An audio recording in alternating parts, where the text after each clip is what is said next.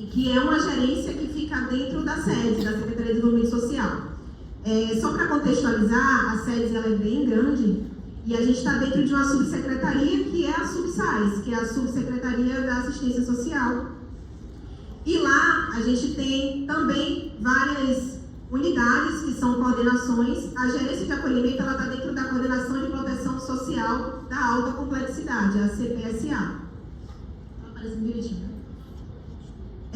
E aí, para a gente entender onde é que está a gerência dentro da CPSA. Então, ali está a GEACAGE, que é a gerência de acolhimento, e trabalha junto o tempo inteiro com a central.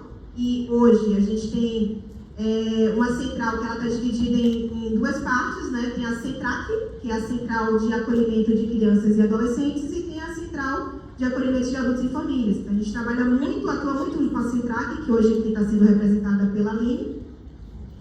E também trabalhamos com a execução direta do serviço das sedes, que é o serviço de SAICA, a R-Jovem, que é a República de Jovens, e as unidades parceiras, né, que a maior parte do nosso acolhimento é feita hoje por instituição parceira, que são as organizações da sociedade civil, né, e as não parceiras também, que diferente do que se pensa, apesar de elas não manterem um sistema de parceria firmado, né, a gente também acompanha o serviço porque o acolhimento de crianças e adolescentes é uma política pública que deve ser acompanhada pelo Estado, então a gente tem essa conexão direta também com as não parceiras, que hoje são apenas duas, né.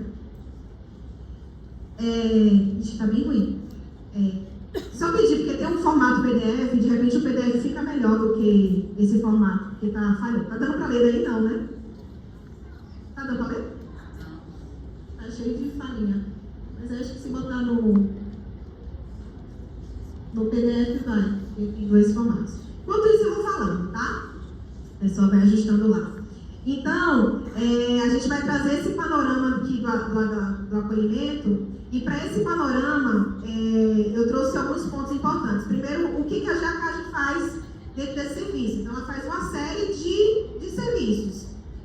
Acompanha o que acontece dentro das instituições. A gente lá na GEACAGE, a gente tem... ela é dividida em duas partes. A parte que é a parte técnica, que é a gerência técnica, que acompanha os serviços, indica qualificações, também qualifica, faz monitoramento, faz uma série de tratativas para fazer interlocução do serviço com outras políticas, fomenta outras políticas também no processo. A gente... Deixa eu ver aqui o resto.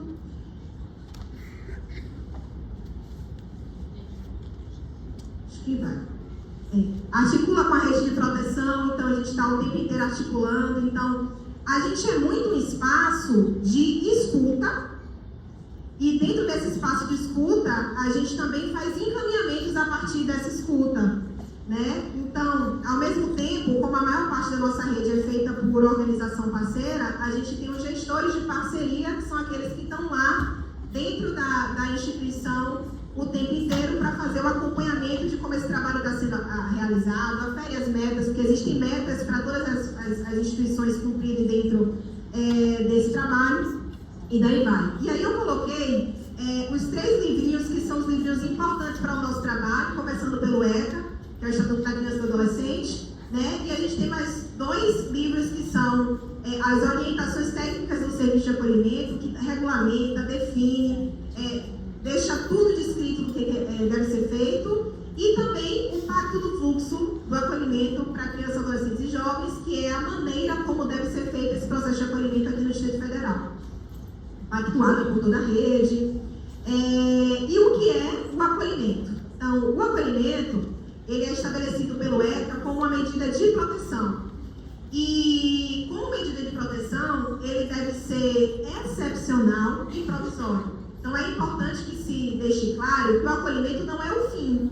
O acolhimento é o caminho para a proteção. Só que não é o caminho inicial.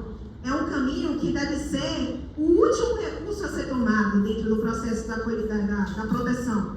Então, quando eu falo que a gente está na alta complexidade, a gente costuma dizer, existe um jargão que se fala no nosso meio, que a alta complexidade universidade, o acolhimento é a UTI da assistência social. Então, você não se recorre à UTI no primeiro momento. Você vai buscar antes fazer todo o processo de prevenção para que não precise chegar nessa situação. Então, o acolhimento, ele é uma medida de proteção que é considerada algo que traz um impacto muito forte para a vida de quem vai para o acolhimento. O processo de afastamento da vida familiar, e isso já é provado cientificamente em amplas discussões e publicações, ele impacta muito a vida da criança e do adolescente. Ele impacta de maneiras assim muito profundas, a ponto de que isso interfere diretamente no seu aprendizado, na sua vida escolar, nas suas relações humanas, e todo o processo que você vivencia, o acolhimento, ele impacta. Então, o objetivo do acolhimento é ser protetivo, mas que ele seja realmente provisório, excepcional. E, trazendo isso, eu vou trazer um pouquinho da perspectiva do acolhimento no DF. Então, no DF, hoje, a gente tem, assim, 7 abrigos institucionais, 30 casas-lares e um serviço de família acolhedora, de acolhimento familiar. Todo esse serviço, ele totaliza 468 vagas de acolhimento como meta. Além disso, a gente também mantém dentro da GEACAD uma república de jovens. E essa república de jovens, hoje, a gente tem uma república composta por 6 meninas. A república feminina com vaga para 6 meninas. A gente sabe hoje que ela não é suficiente, e eu acho importante destacar sobre a república de jovens, porque as jovens, elas também têm um caráter transitório dentro da república, elas têm que passar e seguir a vida para dar um processo de autonomia melhor quando elas saem do acolhimento. Só que a gente, quando fala sobre acolhimento e jovens que saíram do serviço de acolhimento, imagine a seguinte situação. O adolescente estava lá acolhido, 17 anos, fez 18. Saiu do acolhimento. Ele não tem mais as proteções que a lei garante para a criança e para o adolescente. Mas não existe uma chavinha que a pessoa vira de um dia que ela tem 17 e do outro que ela tem 18, que mude completamente a vida dela e ela passa a ser completamente responsável por tudo. Mas, hoje, o que acontece com essa pessoa é que ela sai do serviço de acolhimento e ela tem que seguir uma vida autônoma. Se ela não construiu nesse processo relações de apoio, de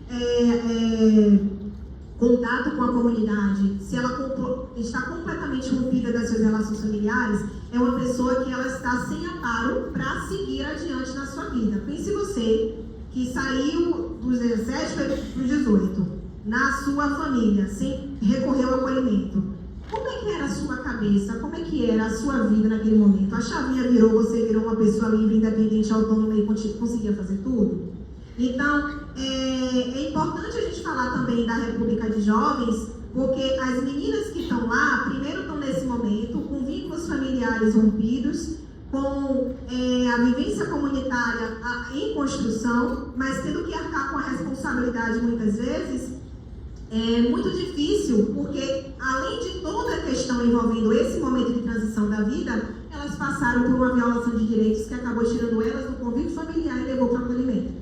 Então, é importante destacar que a gente está aqui hoje falando de crianças e adolescentes, mas a gente também está falando de jovens egressos do serviço, e temos jovens egressos do serviço aqui. Tá? Então, para a gente entender o impacto disso também na vida. Fez 18?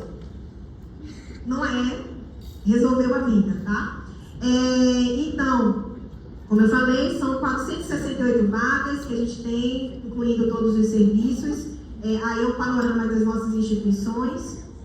Aqui o mapa de georreferenciamento, para a gente ver onde é que elas estão situadas no Distrito Federal. Há uma grande concentração em Ceilândia e Taguatinga, e é importante destacar isso aqui, porque é também onde se sobrecarregam os outros serviços vinculados ao acolhimento. Então, a gente, quando fala de, por exemplo, queixas em relação ao atendimento, naturalmente a gente vai ouvir mais queixas de Ceilândia e Taguatinga, porque é onde também tem mais o serviço e é onde mais sente-se, pela quantidade mesmo, pelo quantitativo, é onde se sente mais a dificuldade de um acolhido dentro das suas especificidades alcançar esse serviço. Então, como as outras políticas estão aqui, é importante que se saiba. A gente vai falar dessas queixas, tá? Sinto muito. Por que se acolhe crianças e adolescentes no Distrito Federal? Então, você está dando para ver, né, daí? Está melhor do que eu daqui. A lista de acolhimento. Eu vou levantar para ler, porque o pronome está ruim, eu leio aqui da tela, tá? Então, a gente tem, hoje na GEACAD, a gente mantém uma pesquisa semanal que a gente faz junto com a equipe técnica do Serviço de Acolhimento. E nessa pesquisa, a gente busca atualizar semanalmente, quando dá, tá, gente? O serviço também tem suas sobrecargas, a gente cobra, mas, enfim, a gente tem também o outro lado. E aí a gente mantém uma espécie de planilha que a gente atualiza para a gente ter contato direto e fazer uma espécie de monitoramento no tempo mais real possível da situação, para aí na gerência a gente conseguir dar andamento na política como está. E aí, nesse processo, eu destaquei aqui o maior motivo de acolhimento que temos, que é negligência por abuso de álcool e drogas no meio intrafamiliar. Então, aqui, dos 419 registrados, no momento a gente está mais, mas como eu falei, a planilha tem um lapso, a gente está hoje com 433 acolhidos no Distrito Federal. A gente está acima da meta de acolhimento, tá? Mas 468 é porque a gente tem 59 vagas de acolhimento familiar que dependem das famílias. Então, se não tiver família disponível, não há esse acolhimento. Então, hoje, para a gente dar conta do acolhimento dentro do institucional mais familiar, a gente tem 408 vagas. A gente está em 408, não, esqueci, mas é 408 e 411, eu não lembro agora. Mas a gente está em 433, que eu olhei ontem. Então, tem várias instituições que estão acolhendo acima das suas próprias metas, tá? Aqui tem 419 registrados, por causa desse lapso de registro que a gente tem, e 99 casos envolvem, de acordo com a avaliação da instituição da equipe técnica, negligência por abuso de álcool e drogas no meio intrafamiliar. Então, tem um segundo ponto ali, que é o que mais tem, que está escrito outros, né? E aí, para a gente se atentar sobre esses outros, eu trouxe um diagrama para a gente ver, porque os outros, o que acontece? As pessoas que estão preenchendo lá, às vezes não conseguem identificar um motivo só, e aí prefere, e não tem multi-marcações por enquanto, então ela prefere colocar no outros, e aí vocês vão ver também no outros o que acontece. Mas enfim, então a gente vai ver aqui, e aí uma coisa interessante, quando a gente vai falar de acolhimento, é até uma piada interna, as pessoas acham que acolhimento está diretamente ligado à orfandade, e não é uma realidade. Então, é mínima a orfandade dentro do serviço de acolhimento. Então, a maior parte dos acolhimentos estão por abandono, por negligência, por violência, por violações de direitos, de fato. A orfandade, ela tem um número ínfimo dentro do acolhimento, né? A gente faz a piada de que o pessoal acha que acolhimento é chiquititas, né? Todo mundo da família morreu, aí foi todo mundo pro serviço de acolhimento. Todo mundo faz essa piada quando fala de acolhimento.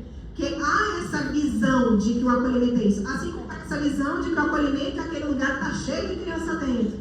Então, hoje não é mais assim. Então, a gente hoje, por exemplo, no DF, a maior parte do nosso serviço é composto por casa lá, que já é uma maneira de você dar pelo menos uma vivência familiar para essa criança dentro da comunidade. Então, a casa lá, ela tem a perspectiva de ter 10 crianças e adolescentes dentro, multi-idade, para que seja diversa, ele entenda aquilo como diversidade, não segmente. E é importante destacar que isso, ao tempo que é mais protetivo para a criança e adolescente, né, só fica atrás do serviço de acolhimento familiar, que é obviamente um serviço individualizado, vai ser a família que vai ficar com aquela criança, então vai ter um atendimento de maior atenção. Há muitas queixas, a gente tem histórico de fechamento de casa e comunidade por denúncia da própria comunidade.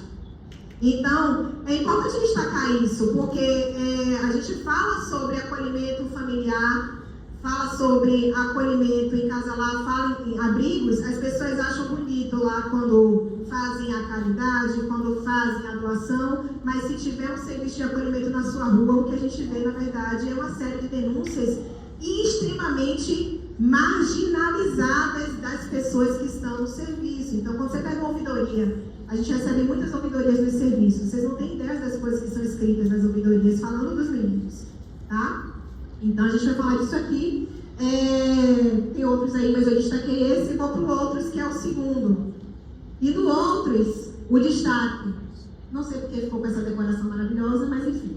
Aqui está na ordem do que mais apareceu nos outros, tá? Então, acaba seguindo a mesma lógica. Então, está negligência e abandono, uso de substâncias E o próprio negligência e abandono está lá, genitores ausentes sob efeito de álcool e drogas e uso de substâncias em segundo lugar. Então ele acaba, na verdade, aqueles 99 podem se seguir de números maiores se a gente considerar os outros aqui, mas não dá para quantificar porque ele é escrito, né? Além de outros casos, assim, um destaque aqui sobre, está em quinto lugar, condições de saúde e acompanhamento. Então tem muitos meninos que estão chegando no serviço de acolhimento porque tem condições de saúde que a família não deu conta e aquela condição acabou levando a criança ou adolescente para o serviço de acolhimento. A gente está com um crescente número de acolhidos com deficiência intelectual, com TEA, e outras demandas que são típicas da saúde e que estão, por causa disso, indo para o serviço de acolhimento. Tá? Aí, agora, eu vou falar um pouquinho já sobre algumas especificidades, tá? Então, sobre a educação. Então, eu trouxe aqui dados que a gente falou, eu falei mais um pouco no começo, sobre o impacto da vida desses meninos que eles têm por chegar no acolhimento. As pesquisas indicam que isso dificulta o seu cognitivo de modo tal que atrapalha seu aprendizado. A gente sabe que a gente tem uma série de desafios dentro das escolas, da educação. Eu tenho carreira dentro da educação, eu sei bem do que eu estou falando. Fui professora de 6º a 9º ano e de ensino médio, fui professora em periferia, fui professora em escola particular, fui coordenadora escolar em periferia. Então, a gente sabe as dificuldades em geral que isso demanda dentro da escola, a vulnerabilidade. Mas quando a gente está falando de menino que vem do serviço de acolhimento, os estudos indicam que o abandono em si, tem alguns estudos que falam que ele, quando mapeado no cérebro, o impacto que o abandono, que a negligência, que a violência intrafamiliar traz para a vida dele é como se fosse um impacto físico. Então, quando você vai comparar cérebro de alguém que sofreu um acidente, que teve uma lesão cerebral, isso pode acontecer com uma pessoa pelo sentimento de abandono, violência e negligência. Então, os estudos falam desse impacto que acontece. E isso, obviamente, impacta, como eu falei, nos outros setores da vida. Eu trouxe aqui os nossos índices de defasagem escolar hoje no serviço de acolhimento. Então, aqui, dentre os meninos que estão a partir... A defasagem começa mais a partir do 4º ano, né? Então, eu botei a partir do 4º ano. Então, a gente tem hoje 21 meninos que são alunos que deveriam estar no 4º ano. Desses, 14 estão entre 1º e 3º, que é na zona de alfabetização ainda, né? Do 5º, 21 também que deveriam estar no 5º, 11 estão entre o 1º e o 3º. 6º, dos 28 que deveriam estar no 6º, 19 estão entre 1º e 5º. 7º, dos 25 que deveriam estar no 7º, 18 estão entre 1º e 5º. Então, a gente está falando aí de um menino de 12 anos que está na série de um menino que está entre 6 e... Ajuda aí, professores. 6 e 10, né? Que é do 1º ao 5º ano, mais ou menos. 8º ano, 22 alunos que deveriam estar no 8º, 16 estão entre 4º e 7º. 9º, 20 deveriam estar no 9º, 12 estão entre 1º e 8º. E no ensino médio, a gente segue a mesma lógica com destaque para o 1º ano, que é um processo de transição importante. 37 alunos deveriam estar no 1º ano, 28 estão entre 5º e 9º. Então, isso se segue com o 2º e o 3º ano. Trouxe um destaque importante sobre a creche. Das 73 crianças hoje de 0 a 3 anos que estão na idade de estar na creche, no serviço de acolhimento, apenas, na verdade, só 51 não frequentam a creche, tá?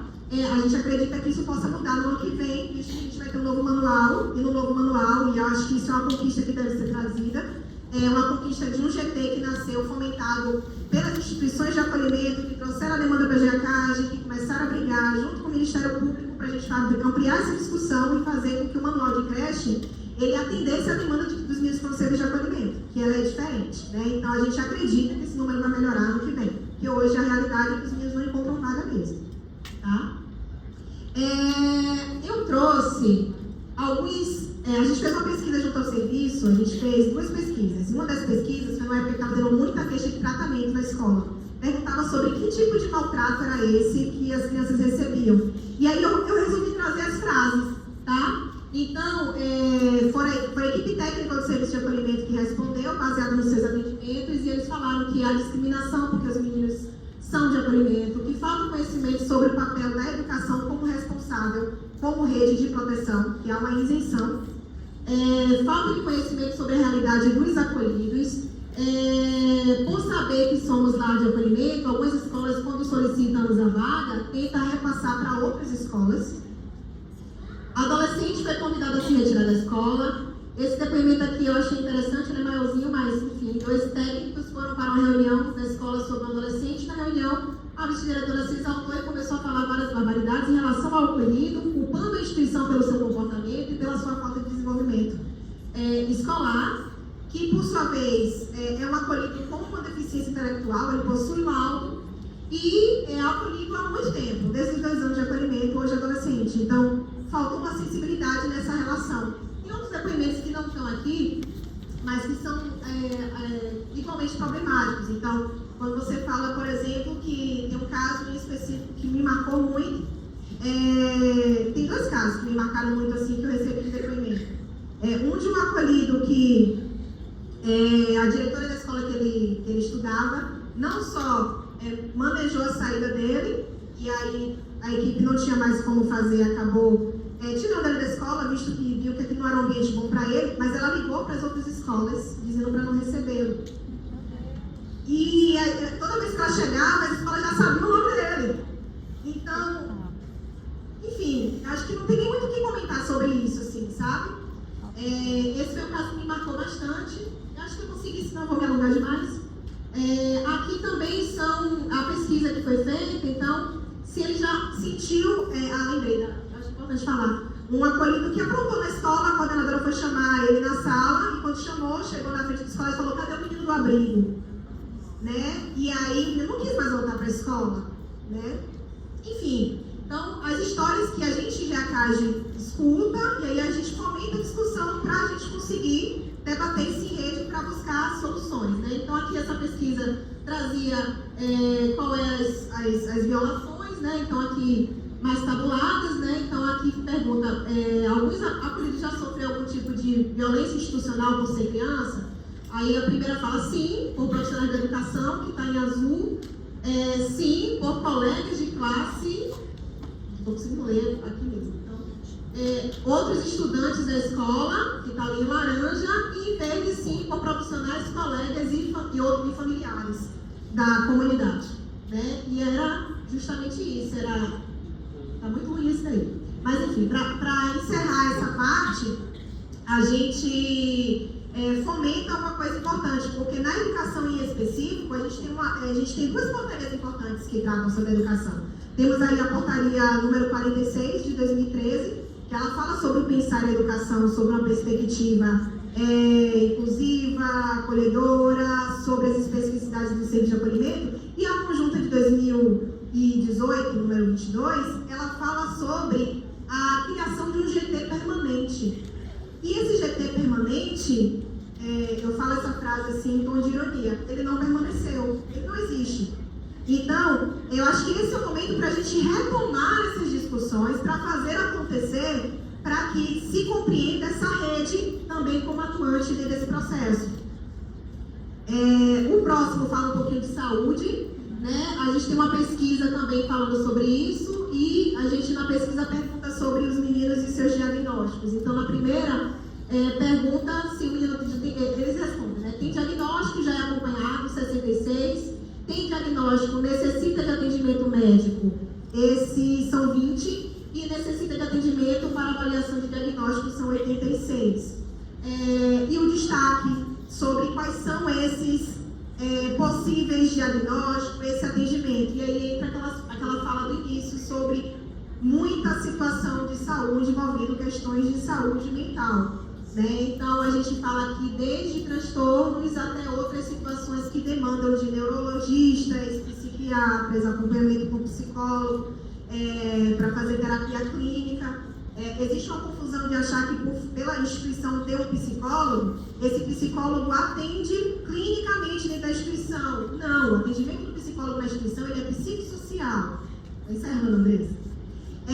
Então, é diferente do atendimento clínico, que precisa desse atendimento, né?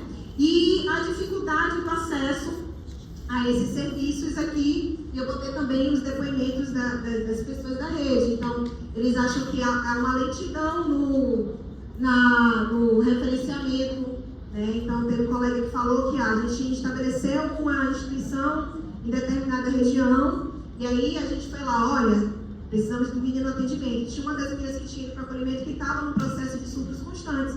Aí demorava 20 dias para referenciar aquela casa na saúde básica, na unidade de saúde básica, para depois fazer os outros contatos até ela conseguir chegar no atendimento de saúde. Sendo que não era uma emergência, mas era uma coisa que acontecia recorrentemente. Então eles falam sobre essa celeridade, entendendo as especificidades do acolhimento.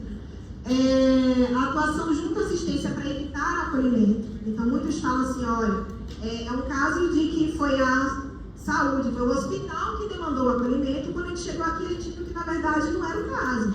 Então essa discussão precisa ser enfrentada também, né? Porque ela envolve muitas vezes o julgamento da família e às vezes o julgamento da mãe, que está lá no hospital. Isso é uma realidade que a gente encontra muitas vezes.